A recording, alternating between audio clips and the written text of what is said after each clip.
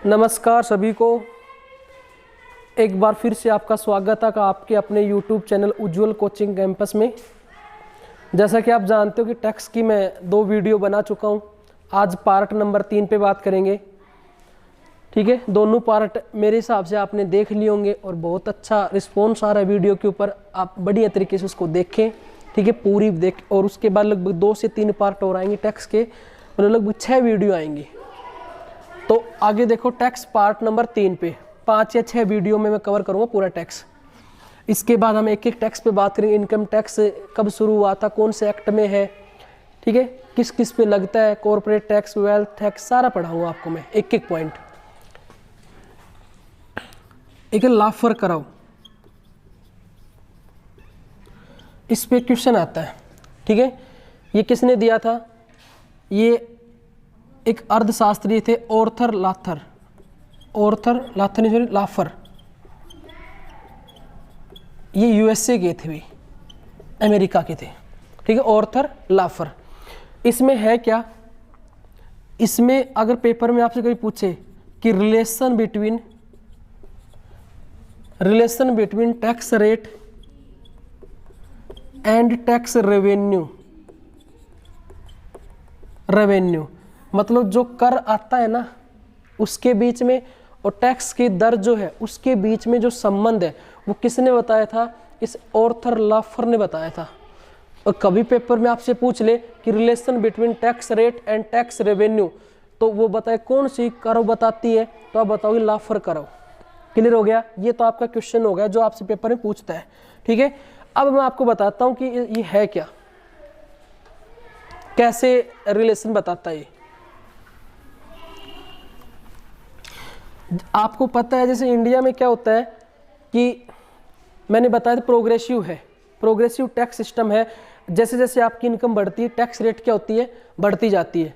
और होता क्या है कि 30% मतलब जाने के बाद उसके बाद फिर सरचार्ज लगने शुरू हो जाते हैं कि आपकी एक लिमिट से ज़्यादा है, मतलब 50 लाख से ऊपर आप कमा रहे हो तो एक ऑर्थर लाफर ने करव दी थी।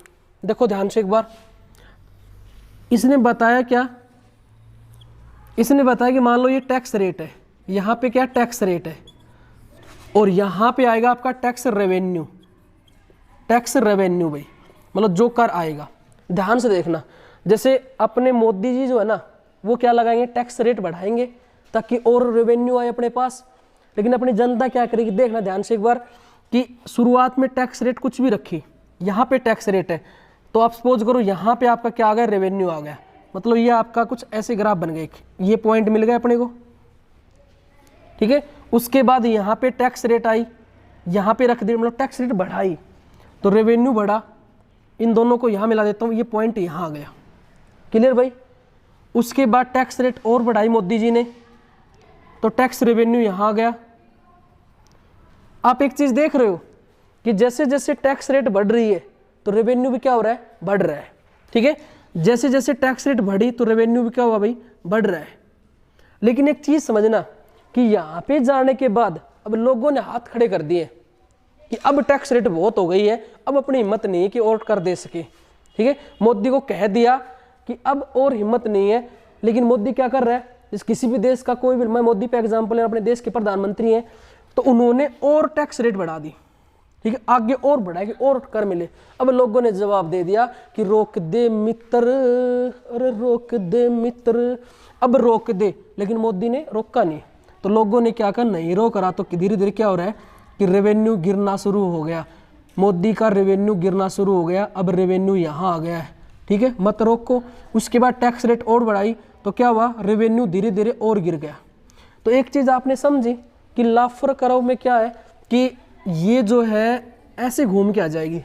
ये लाफर कराओ कि जैसे जैसे आप टैक्स रेट बढ़ाई, एक समय ऐसा होगा कि यहाँ पे इस टैक्स रेट पे आपको मैक्सिमम रेवेन्यू मिल रहा है, लेकिन फिर भी आप टैक्स रेट बढ़ा रहे हो तो रेवेन्यू गिरना शुरू हो जाएगा। इसके बाद लोग क्या करेंगे? ब्लैक मनी करना शुरू कर देंगे।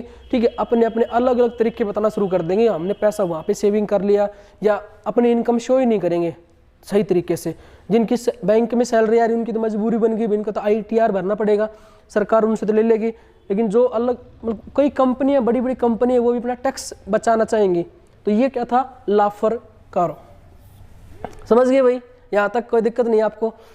और बताओ, और सब बढ़िया हो? अब आगे बात करते हैं। तो वीडियो को आप लाइक कर देना, ठीक है? अगर आपको अच्छी लगती है तो, नहीं लगती तो डिसलाइक मार देना, लेकिन एक करना जरूर आपको, अच्छी लगे तो लाइक, नहीं लगे तो डिसलाइक। समझ गए भाई? अब देखो आगे, तो ये छोटा टॉपिक था, समझ गए होंगे आप। अब देखो, जैसे जैसे हम टैक्स के अंदर जाते जा रहे हैं ना, मतलब बहुत डिटेल में लेके जा रहा हूँ आपको टैक्स के अंदर। आपको जीवन में कभी भी कोई पेपर देते हो ना, आप कभी भी दिक्कत नहीं आएगी टैक्स के अंदर। अब देखो आगे क्या है, मतलब कर का विभाजन। हेडिंग डालो, कर का विभाजन। कर का विभाजन मतलब इंग्लिश में बोलते हैं डिवाइडेशन ऑफ टैक्स, ठीक है? मतलब अब एक चीज देखो, अब आप कह रहे थे कि जैसे ये टैक्स जो है, ये मतलब टैक्स जो है सेंट्रल गवर्नमेंट लेती है, ये टैक्स स्टेट गवर्नमेंट के लेती है, स्टेट गवर्नमेंट के पास जाता है। ये डायरेक्ट टैक्स होता है, इनकम टैक्स, ये इनडायरेक्ट टैक्स होता है, कोई भी जीएसटी हो गया। अब आप मेरे को ये बताओ कि कौन सा टैक्स जो है गवर्नमेंट सेंट्रल गवर्नमेंट लेती है और कौन सा टैक्स स्टेट गवर्नमेंट लेती है? देखो तीन तरीके होते हैं, तीन। अगर कभी भी स्टेटमेंट का प्रश्न आ गया पेपर में स्टेटमेंट का, तो वहां पे आपको उल जाके खड़ा कर देगा। कैसे प्रश्न पूछ, देखो कि देखिए कोई भी गवर्नमेंट लगा लो, जैसे यहाँ पे लिख दिया मैंने कि कर लेगा कौन, ठीक है? कर लगाएगा कौन? जैसे चार्ज बाई, एक होता है चार्ज बाई कि कर लगाएगा कौन, ठीक है? उसके बाद आएगा कलेक्टेड बाई, भाई लगाएगा कौन, ठीक है? उसको कलेक्ट कौन करेगा, और उसके बाद रखेगा, रिटेन्ड कौन करेगा अपने पास, रिटेन्ड बाई। अब समझो चीज को, जैसे मान लो ये कोई भी टैक्स है, ऐसा नहीं कि भाई स्टेट गवर्नमेंट लगा रही है या सेंट्रल गवर्नमेंट लगा रही है तो जो लगाएगी वही अपने पास रखेगा, अलग अलग होता है। समझो चीज को एक बार, जैसे अगर मान लो एक ऐसा टैक्स है जिसको सेंट्रल गवर्नमेंट ही लगाती है, ठीक है? ये सारी धीरे धीरे बताऊंगा। और उसको कलेक्ट भी कौन करती है? उनको सेंट्रल गवर्नमेंट ही कलेक्ट करती है, सेंट्रल गवर्नमेंट। और ध्यान करना, उसे रिटेन्ड भी कौन करती है? Central government. अब आपसे पेपर में ऐसे पूछ ले कि निम्नलिखित में से कौन सा टैक्स ऐसा है जिसको चार्ज भी सेंट्रल गवर्नमेंट करती है, कलेक्ट भी सेंट्रल गवर्नमेंट करती है, और रिटेन्ड भी कौन करती है? सेंट्रल गवर्नमेंट करती है। मतलब लगाती भी सेंट्रल गवर्नमेंट है, कलेक्ट भी सेंट्रल गवर्नमेंट करती है, और वो अपने पास भी सेंट्रल गवर्नमेंट रखती है। तो आपका आंसर क्या होगा बताओ, एक बार सोचो, दिमाग लगाओ, ठीक है? तो अब देखो, ये पर्सन आते ही जिनको नॉर्मल तरीके से टैक्स पढ़ रखा है ना, वहां पे भी बच्चे गलत कर देंगे। सबको याद है कि इनकम टैक्स उसमें आएगा, वो फलाना टैक्स उसमें आएगा। अगर ये पर्सन आ गया तो वहां पे दिक्कत आ जाएगा आपकी। ये पर्सन ध्यान रखना, कॉरपोरेशन टैक्स होता है, कॉरपोरेशन जो कंपनी वगैरह पे, जो भी कंपनियां होती है ना, उन पे लगता है। तो ध्यान करना, कॉरपोरेशन टैक्स जो है ना डायरेक्ट टैक्स है, मैंने आपको बता रखा है। कॉरपोरेशन टैक्स को पूरा डिटेल में पढ़ेंगे हम, ध्यान रखना। तो इसको सेंट्रल गवर्नमेंट लगाती है, कलेक्ट भी सेंट्रल गवर्नमेंट करती है, और रिटेन्ड भी कौन करती है? सेंट्रल गवर्नमेंट करती है। अब मान लो कोई ऐसा टैक्स हो जिसको सेंट्रल गवर्नमेंट ही लगाए, ठीक है? उसको कलेक्ट भी कौन करे? सेंट्रल गवर्नमेंट ही करे। लेकिन जब रखने की बात आए तो डिस्ट्रीब्यूट कर दे, और वो भी नेसेसरी डिस्ट्रीब्यूट करना central government and state government के बीच में। चीज क्लियर हो गई? मतलब यहाँ पे लगा रही सेंट्रल गवर्नमेंट, कलेक्ट भी सेंट्रल गवर्नमेंट कर रही है, लेकिन जब रखने की बात आई तो वो राज्यों के अंदर और खुद के अंदर नेसेसरी मतलब जरूर बांटेगी। तो ऐसा टैक्स कौन सा है अगर पेपर में पूछ ले तो ध्यान रखना, यहाँ पे आता है इनकम टैक्स। अपना जो इनकम टैक्स होता है ना, तो हमेशा सेंट्रल गवर्नमेंट के आदेश होते हैं भाई अपना चार्ज लगाती, कितना परसेंट लगाएगी, कितना क्या करेगी, और उनको कलेक्ट भी सेंट्रल गवर्नमेंट करती है। लेकिन जब बात आती है पैसा रखने की तो राज्य वहाँ पे बीच में पहुँच जाता है, और हमारा भी हिस्सा चाहिए, और मतलब डिस्ट्रीब्यूट करना पड़ता है नेसेसरी तरीके से। ऐसे बात करते हैं, कितने केस बनते हैं भाई, कौन से टैक्स को कौन रखेगा, उन पर बात करते हैं, मतलब डिस्ट्रीब्यूशन ऑफ टैक्स कैसे होगा, ठीक है? आप इसको स्क्रीनशॉट ले सकते हो, फिर बाद में बात करते हैं आगे।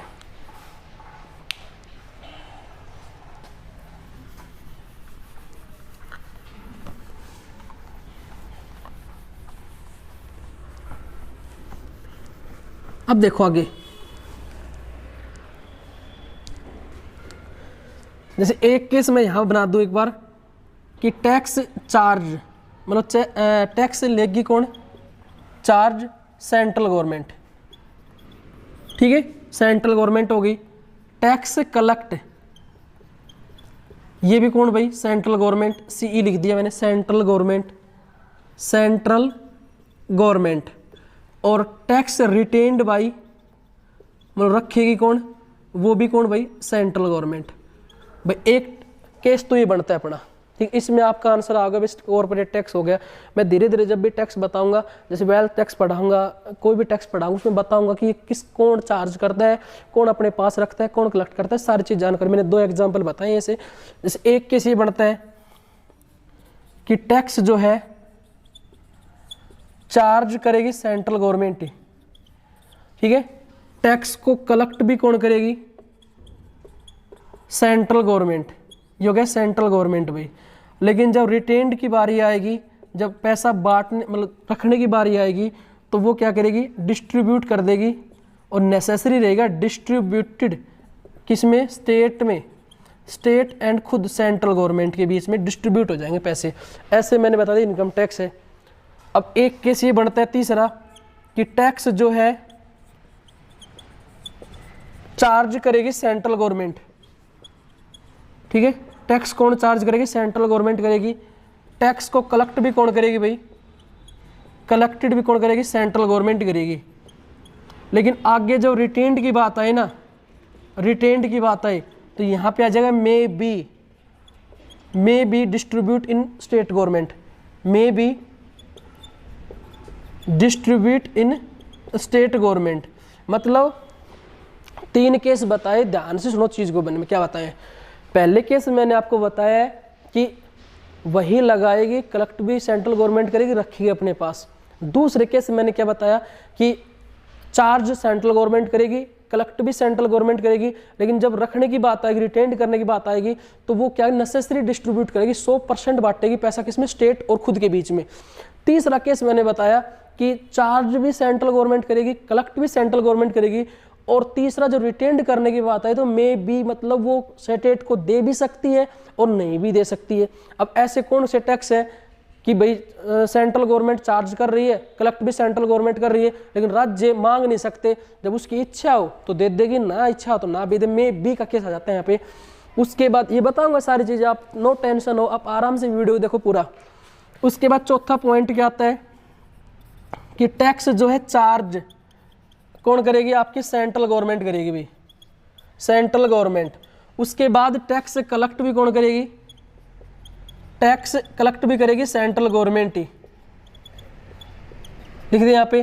लेकिन यहाँ पे देखना रिटेन्ड में, मतलब रखने की बात आई तो पूरा का पूरा लिख देता हूँ, पूरा का पूरा पैसा स्टेट गवर्नमेंट को दे देगी, स्टेट गवर्नमेंट के पास पहुंचा देगी कौन, सेंट्रल गवर्नमेंट। 4 केस हो गए ना, 4 केस मैंने पढ़ा दिए आपको, क्लियर हो गया। अब इस 2 केस और बचते हैं, एक बार आप नीचे आपको दिख नहीं रहा होगा, मेरे को दिख नहीं रहा कि आपको दिख रहा है कि नहीं दिख रहा, तो आप 4 का स्क्रीनशॉट ले लो, लिख लो एक बार, मैं साइड हो जाता हूँ। उसके बाद देखो 5वां केस कौन सा बनता है, ये मिटा देता हूँ ऊपर वाले 2।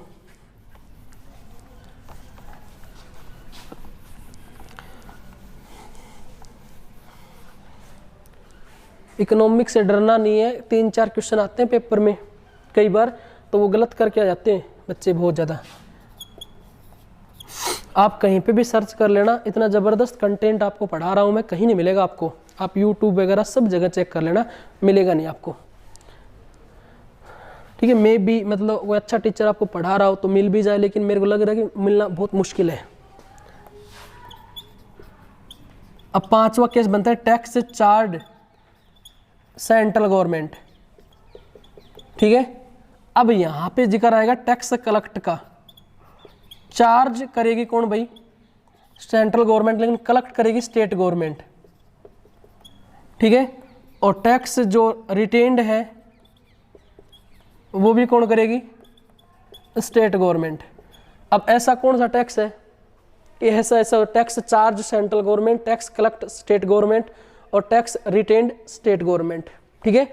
अब छठा केस आपका क्या आता है, यहां पे समझना कि टैक्स चार्ज, ये भी चार्ज भी स्टेट गवर्नमेंट करेगी, ठीक है। यहां लिख देता हूं बाकी फिर कलेक्ट भी कौन करेगी, स्टेट गवर्नमेंट ही करेगी। और आपकी रिटेन्ड की बात आए तो भाई तो भी स्टेट गवर्नमेंट ही करेगी। मतलब तीनों के अंदर स्टेट गवर्नमेंट का है। वैसा कौन सा टैक्स है जो लगाती भी स्टेट गवर्नमेंट है, कलेक्ट भी स्टेट गवर्नमेंट करती है और रिटेन्ड भी स्टेट गवर्नमेंट ही करती है। तो 6 केस बनते हैं, एक एक पे बात करूंगा ढंग से मैं आपको। जब भी कोई भी टैक्स आपको पढ़ाऊंगा ना, मैं जैसे इनकम टैक्स पढ़ाऊंगा, कॉर्पोरेट टैक्स पढ़ाऊंगा, वेल्थ टैक्स, मैं सारे आपको, रॉबिन टैक्स हो गया, मैं सारे आपको पढ़ाऊंगा एक एक करके। आप ध्यान से देखो चीज़ों को। तो 6 केस बनते हैं, ठीक है। आप 6 केस बन गए। अब आगे बात करते हैं एक एक टैक्स के ऊपर भाई, ठीक है। आप इसका स्क्रीनशॉट ले लो, 2 केस और बच गए थे उनके।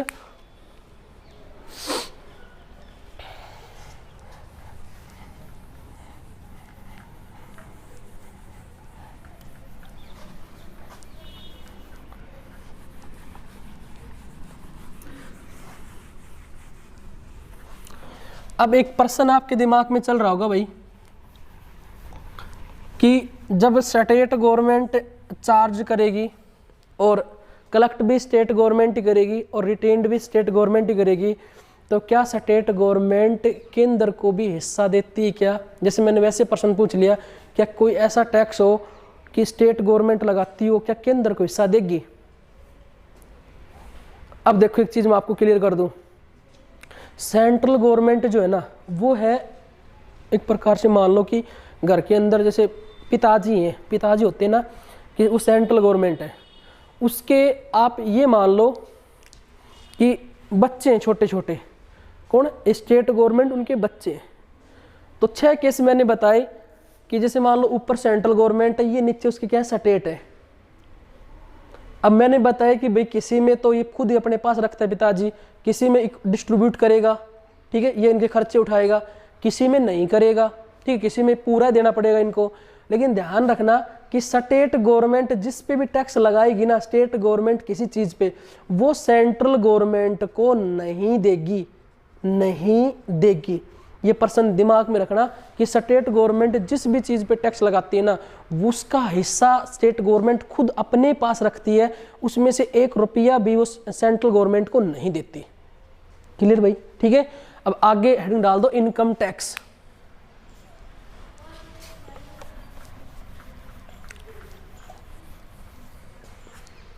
इनकम टैक्स या पर्सनल इनकम टैक्स। अब ये टैक्स में आपकी धीरे धीरे बड़ी मजेदार चीज पढ़ाऊंगा आपको मैं। इनकम टैक्स मतलब जो आदमी ज्यादा पैसा कमा रहा है ना, पे ये मत सोच लेना कि भाई ये तो बहुत ज्यादा पैसे वाला है, सरकार उसको हर तरीके से टैक्स में मार रही है, इनकम टैक्स उस पर लगा रही है। फिर ऐसा तो है नहीं कि वो पैसा कमा रहा है तो किसी कंपनी चला रहा होगा, कंपनी पे अलग से लगा रहा है, टैक्स लग रहा है। उसके बाद उसके पास जो बिल्डिंग वगैरह, जो मकान वगैरह है, उन पे अलग टैक्स लग रहा है। ठीक है, तो हर चीज पे गवर्नमेंट टैक्स लग रही है। मैं आपको बताऊंगा स्लैब की कितना टैक्स लगता है इंडिया के अंदर। इनकम टैक्स, तो एक चीज तो ये समझ गए भाई कि ये किस पे लगता है, तो ये डायरेक्ट टैक्स है। ये पर्सन तो आपके लिए बच्चों वाला पर्सन बन गया होगा अब तो। ठीक है, ये क्या है? डायरेक्ट टैक्स है। और एक ये पर्सन याद हो गया होगा कि जो ये है, ये प्रोग्रेसिव है।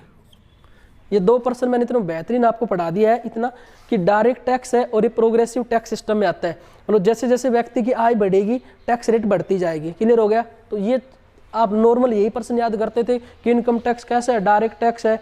इनकम टैक्स मैंने ये भी बता दिया कि इनकम टैक्स चार्ज करती कौन? भाई इनकम टैक्स को चार्ज कौन करती है? Central government. और कलेक्ट भी कौन करती है? Central government. मैंने जब बताया कि रिटेन्ड करने की बात आएगी तो ये क्या करेगी? नेसेसरी डिस्ट्रीब्यूट करेगी। डिस्ट्रीब्यूट किस में भाई? सेंट्रल और स्टेट में। ठीक है, मैं बोल रहा हूँ, उस पर ध्यान रखना कि रिटेन्ड किस में? नेसेसरी, मतलब जरूर डिस्ट्रीब्यूट करना ही पड़ेगा। किस में? राज्य और केंद्र सरकार बीच, दोनों के बीच में उसको डिस्ट्रीब्यूट करना ही पड़ेगा। तो अब देखो इनकम टैक्स है क्या। मैंने एक पर्सन ये बता दिया, ये आपको समझ में आ गया होगा कि यहाँ का पहला पर्सन तैयार होता है, पहले पढ़ा था, मतलब सब बता चुका हूँ आपको लगभग नॉर्मल चीज़ें। तो इन पे ज़्यादा बात करने की आवश्यकता नहीं भी स्टेट डायरेक्ट टैक्स क्या होते हैं। अगर नहीं पढ़ रखे आपने तो पहले 2 पार्ट में डाल चुका हूँ, वहाँ पे जाके आप देख सकते हो। पहले पार्ट में मैंने बताया था सारी चीज़ें। दूसरा प्रोग्रेसिव टैक्स सिस्टम क्या होता है मैंने बता दिया था। ये चार्ज, कलेक्ट और रिटेन्ड क्या होता है ये मैंने बता दिया। ठीक है, ये किन किन के बीच होगा। उसके बाद जो इनकम टैक्स है वो लगता कैसे है, मैं एक चीज बता दूं, ये ना तो किसी एक दिन की सैलरी पे लगता है, ना किसी एक महीने की सैलरी पे लगता है कि मेरी सैलरी एक महीने की मान लो 10,000 रुपये है तो 10,000 रुपये लगेगा तो मैं तो टैक्स में आऊँगा नहीं, ना एक दिन पे लगता है। ध्यान करना, इनकम टैक्स हो चाहे कॉर्पोरेट टैक्स हो कुछ भी हो, एनुअल इनकम पे लगता है। मतलब आपकी वार्षिक आय कितनी है, आपकी वार्षिक आय, आपकी वार्षिक आय पे लगता है, भी ध्यान रखना। और अपनी खुद की आय पे लगेगा, आप कितना प्रॉफिट कमा रहे हो, मतलब कितनी आय है आपकी, ठीक है, उस पे लगेगा इनकम टैक्स, ध्यान रखना। तो 3% हो गए वार्षिक आय, डायरेक्ट टैक्स प्रोग्रेसिव हो गया, उसके बाद चार्ज, कलेक्ट और रिटेन्ड, ये तीनों समझ गए। चार्ज में सेंट्रल और necessary distribute central and state government के बीच में, ठीक है। अब आगे देखो, उसके बाद आपसे पूछ लेगा कि इन इंडिया शुरुआत किसने की थी, ठीक है, इंडिया के अंदर इस टैक्स की शुरुआत किसने की थी, भाई ध्यान रखना। अगला क्वेश्चन लिखो अपना, जो अगला पॉइंट है कि भारत में इस टैक्स की शुरुआत किसने की थी, जेम्स विल्सन ने। इन इंडिया इस टैक्स की शुरुआत की थी जेम्स विल्सन, जेम्स विल्सन ने, ठीक है। उसके बाद आपसे क्या पूछ लेगा कि इनकम टैक्स एक्ट कौन से एक्ट के तहत ये, तो ध्यान रखना इनकम टैक्स एक्ट 1961, जो आयकर विभाग अधिनियम है 1961 के तहत इनमें सारी जानकारी दे रखी है। आप इनकम टैक्स एक्ट 1961 पढ़ सकते हो अगर और जानकारी चाहिए इसमें। इन इंडिया में शुरुआत जेम्स विल्सन ने की थी। मैंने बताया डायरेक्ट टैक्स है, प्रोग्रेसिव टैक्स सिस्टम में आता है और चार्ज कलेक्ट सारा बता चुका हूँ, समझ गए होंगे। उसके बाद इसमें और क्या पूछता है, देखो ये आपको पढ़ना नहीं है, मैं आपको वैसे बोल के बता देता हूँ कि इनकम टैक्स लगता किस किस पे है। एक तो मैंने बताया कि आदमी की जो सैलरी होगी ना, सैलरी पे लगेगा, आदमी की सैलरी पे लगता है, ठीक है। उसके बाद जो भी हाउस, मतलब हाउस रेंट वगैरह जो भी आएगा, हाउस प्रॉपर्टी होगी उस पे लगता है। 2 हो गए। तीसरा जो हो गया कि व्यक्ति जो है मतलब बिजनेस या प्रोफेशन जो भी कर रहा है उस पे लगेगा, ठीक है। जैसे पहला इनकम पे हो गया, दूसरा जो भी हाउस प्रॉपर्टी वगैरह जो भी इनकम हो रही है उससे हो गया। तीसरा जैसे मान लो कैपिटल गेन टैक्स और पूंजीगत लाभ कर जो होता है मैं बताऊंगा आपको। और एक क्या हो गया, बिजनेस से प्रोफेशन जो भी बिजनेस कर रहा है, कुछ अदर सोर्सों से जो इनकम आ रही है उन पे लगता है इनकम टैक्स भाई, ठीक है। अब ये कभी पूछता नहीं, सीडीएस वगैरह में पर्सन बनते हैं भाई किन कौन कौन से दायरे में नहीं आते हैं नहीं आते, वो नहीं आएगा आपके पेपर में। मैंने बता दिया, आप नॉर्मल देख भी सकते हो भी इनकम टैक्स किस पे लगेगा, कि खुद की पर्सनल आय पे, बिजनेस कर रहा है उस पे लगेगा, प्रोफेशन जो भी कर रहा है, अदर इनकम कैसे उसके पास पैसा आ रहा है उस पे लगेगा। मतलब पूरा टोटल होना चाहिए, एक साल में कितना पैसा उसने कमाया, किसी भी जरिए से कमाया हो वो इनकम टैक्स में आएगा, ठीक है। उसने जुआ खेला है, उसने कुछ भी किया है तो उस पर पैसा जो आएगा उस पर इनकम टैक्स में शामिल हो जाएगा वो।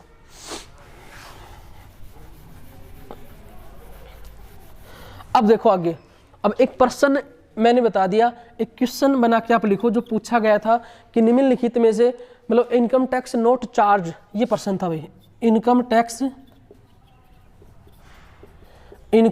नॉट चार्ज, मतलब इनकम टैक्स किस पे नहीं लगता। एक पर्सन आ गया रेंट पे नहीं लगता, दूसरा सर्विस पे नहीं लगता, तीसरा जैसे कृषि पे नहीं लगा, एग्रीकल्चर पे नहीं लगता, ठीक है। ऐसे 3 ऑप्शन। चौथा मैंने बता दिया नन, जैसे कुछ भी ले सकते हो, सैलरी पे, सैलरी लिख दो यहाँ पे, डी हो गया सैलरी। अब देखो व्यक्ति की जो सैलरी होगी ना उस पे लगेगा इनकम टैक्स, रेंट जो आ रहा है उस पे लगेगा, सर्विस मतलब जो भी सर्विस, ये वो सर्विस नहीं है आप सोच रहे हो भाई जैसे वस्तु वगैरह, ठीक, जैसे मैं आपको पढ़ा रहा हूँ, ठीक है, एक प्रकार से सर्विस प्रोवाइड कर रहा हूँ। डॉक्टर हो गया, अब डॉक्टर के पास जैसे दिन की फीस काट रहा है, सर्विस चार्ज बताता है, जैसे ये फीस होगी 200 रुपये 500 रुपये, ऐसे करके मंथ में साल में काफ़ी पैसा जमा हो जाएगा उसके पास, तो उसकी सर्विस पे लगा ना नहीं लगा, उसने कोई सामान थोड़ी बेचा है, सर्विस पे उसने जो पैसा कलेक्ट किया इनकम टैक्स के दायरे में आएगा। लेकिन ध्यान रखना कि कृषि जो एग्रीकल्चर से कमाया हुआ पैसा जो होता है ना वो इनकम टैक्स के अंदर चार्ज नहीं होता है, ये पर्सन बहुत इंपॉर्टेंट है। और दूसरी चीज़, अगर चार्ज होना शुरू भी हो जाए, इस पर्सन पे गौर करना भाई, अगर कृषि पे चार्ज होना शुरू भी हो जाए तो इसको कलेक्ट कौन करेगा, ये कृषि जो है स्टेट गवर्नमेंट के अंदर आती है तो स्टेट गवर्नमेंट कलेक्ट करेगी। अगर शुरू हो जाए या अगर कभी ऐसा हो भी जाए कि आपको आंसर टिक ही करना हो तो स्टेट गवर्नमेंट करना है, बाकी इस पे इनकम टैक्स लगता नहीं है, ठीक है भाई। मतलब राज्य के अधिकार क्षेत्र में आएगा। वो पर्सन कैसे बनेगा कि जैसे ऐसे बन जाएगा एग्रीकल्चर इनकम चार्ज बाई, भाई कौन चार्ज करेगा, अगर चार्ज करना भी पड़े तो उस पर चार्ज करेगा स्टेट गवर्नमेंट। क्लियर हो गया भाई। अब एक पर्सन और आता है, देखो चीज को ध्यान से समझना।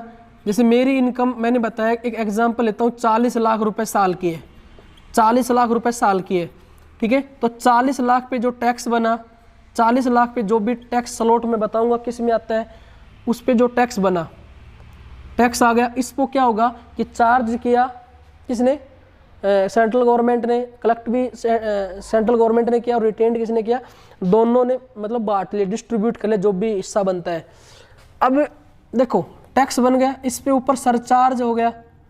अब एक चीज मैंने आपको बता रखी है कि सरचार्ज जो होता है 50 लाख से ऊपर लगता है, सरचार्ज इस पे लगेगा नहीं, जीरो सरचार्ज हो गया, ठीक है। और उसके बाद सेस लगता है, ये मैं बता चुका हूँ आपको कि सेस उद्देश्य फिक्स होता है, भाई शिक्षा में लगेगा, खेती में मतलब स्कूलों में लगेगा, कि स्वच्छ भारत मिशन में लगेगा, कुछ भी जहाँ पे भी लगेगा फिक्स होता है वो। अब जैसे किसी आदमी की इनकम 70 लाख रुपए है एक साल की, तो 70 लाख का जो भी टैक्स बना प्लस इस पे सरचार्ज लगेगा, भाई इस पे सरचार्ज लगेगा, ठीक है। सरचार्ज क्या होता है, टैक्स ऑन टैक्स। जितना भी इस 70 लाख का जो टैक्स बनेगा ना, उस टैक्स का पे टैक्स लगेगा सरचार्ज, भाई क्लियर हो गया, सरचार्ज लग गया। उसके बाद सेक्स तो सॉरी सेस जो होता है वो क्या होता है, कंपलसरी होता है, सब पे लगता है, ठीक है। ये किस उद्देश्य में जाएगा, फिक्स है। अब मेरा जो पर्सन है ना, वो ध्यान से समझना आप, ये 70 लाख पे जो टैक्स मिला, ये तो स्टेट गवर्नमेंट और सेंट्रल गवर्नमेंट ने आपस में बांट लिया, जितना जितना बांटना था। मेरा पर्सन है कि सरचार्ज भी बांटेगी क्या सेंट्रल गवर्नमेंट स्टेट के साथ, बस ये पर्सन है। मैं यहाँ लिख दूँ पर्सन बना के, जो मैं आपको समझाना चाह रहा हूँ कि सरचार्ज जो है, क्या सरचार्ज पे अधिकार सेंट्रल और स्टेट गवर्नमेंट दोनों का रहेगा, क्या सेंट्रल गवर्नमेंट खुद के पास रखेगी, क्योंकि इनकम जो था उसका परसेंटेज बना, वो तो दोनों ने बांट लिया, ठीक है। अब जो पर्सन है सरचार्ज कौन रखेगा, तो ध्यान रखना मेरे भाई कि सेंट्रल गवर्नमेंट अपने पास रखेगी, और इस सेंट्रल गवर्नमेंट जो है सरचार्ज की फुट्टी कोडी भी स्टेट गवर्नमेंट को नहीं देगी, समझ गए। उसने वो कहेगी कि इनकम में मैंने अपना हिस्सा दे दिया है, सरचार्ज के लिए मत कह देना, ठीक है, अच्छी बात नहीं होगी। सरचार्ज बिल्कुल भी एक पैसा भी सरचार्ज का सेंट्रल गवर्नमेंट किसी भी स्टेट गवर्नमेंट को नहीं देती है, क्लियर भाई। तो एक बार इसको ये पर्सन ध्यान रख लेना। चले आगे भाई।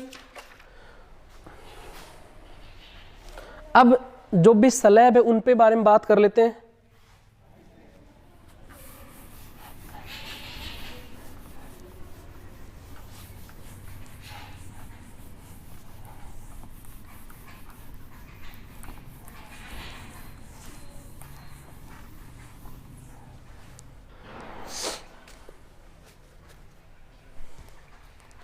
अब देखो आगे इनकम टैक्स की जो स्लैब है, इन स्लैब को ध्यान रखना भी। अब इसमें क्या है, देखो किसी व्यक्ति की आय 0 से 2.5 लाख के बीच में है, उस पे 0% टैक्स है,